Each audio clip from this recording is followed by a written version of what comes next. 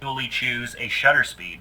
Your shutter speed is how long the sensor is exposed to light. In photography, the shutter opens and the sensor is exposed to light for a certain period of time, and that is your shutter speed. The faster the shutter opens and closes, the sharper the image is going to be.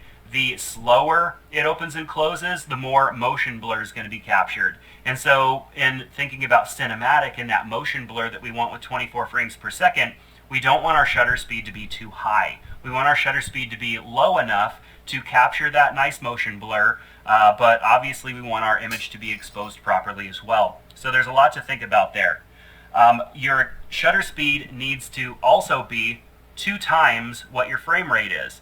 So our frame rate's 24 frames per second. That means that our shutter speed needs to be 1/50th of a second, because this drone doesn't offer 1/48th of a second. That would be exactly 2 times the frame rate.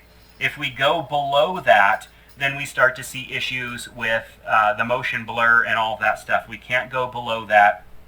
And if we were shooting, say we were shooting at 60 frames per second, we would then need to set our shutter speed to 1/120th of a second to make sure that our shutter speed is 2 times the frame rate. And if we go below that, then we have issues. And so you want to make sure that your shutter speed is at least 2 times the frame rate.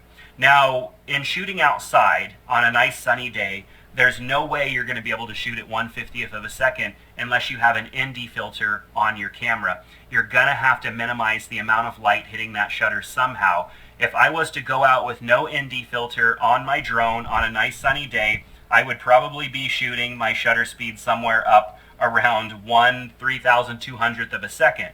Now the problem there is that that shutter speed is creating an image that is going to be very sharp, and it's not going to have that natural motion blur because the shutter speed is so fast that it's not allowing for any of that motion blur. The longer the sensor is exposed to light, the more happens as that shutter is opened and the sensor is getting a little bit of natural blur in there, just like our eyes see and just like what they do in the movies. And so in order for me to shoot outside with a slower shutter speed, 1/50th, even as low as 1/100th, I'm going to have to put an ND filter on my camera. I've got a link down below to the ND filters that I use. On a bright sunny day, I'm usually shooting with a 32 ND or even a 64 ND.